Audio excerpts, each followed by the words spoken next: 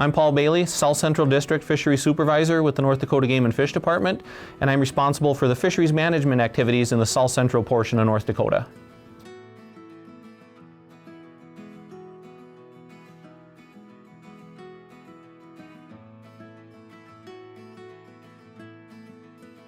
So we go out every winter, typically in that mid-February time frame when historically lakes are hitting their kind of low point for dissolved oxygen levels in the winter.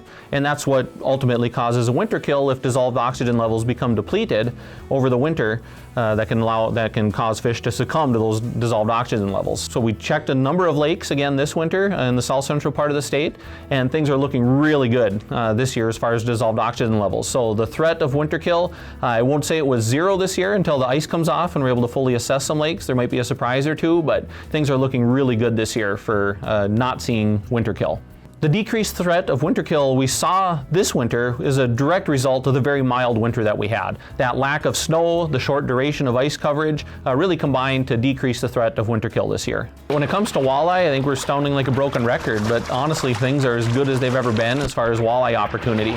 In the Missouri River system, it's very good right now, from the Garrison Dam tail race down to the North Dakota-South Dakota border on Lake Oahe. We've seen some improvement there in the last year or so that was good to see. And then our Prairie Lake walleye fishing opportunity has never been better. Pike are maybe not doing quite as well or at historic highs right now, like our walleye populations are, but there's still really good pike opportunity out there in a number of our prairie lakes especially.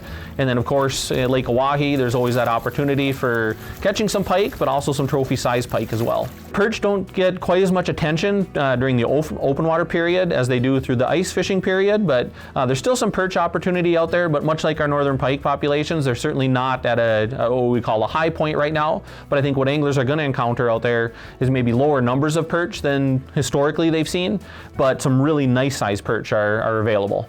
Yeah, one of the more unique opportunities we have that can provide some extraordinary fishing would be our Missouri River system catfish in the Missouri River itself and then Lake Oahe. We've got a tremendous catfish population down there, so I think hopefully some anglers might be up for that challenge, trying to catch their 20 cats this year. And those catfish, beyond being really fun to catch, can provide some great table fare as well. So a lot to like about catfish.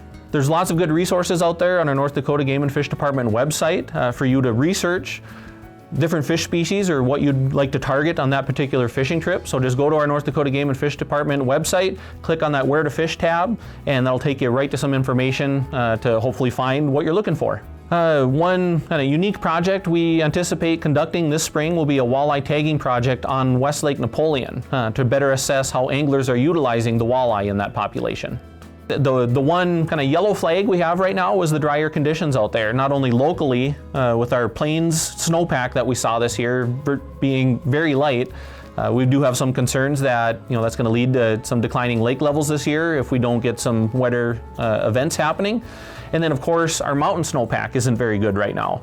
We're trending very low, which initially when the ice comes off throughout the Missouri River system, but for sure the Missouri River, Lake Oahe, we're going to be sitting good to start. Boating access is going to be fantastic.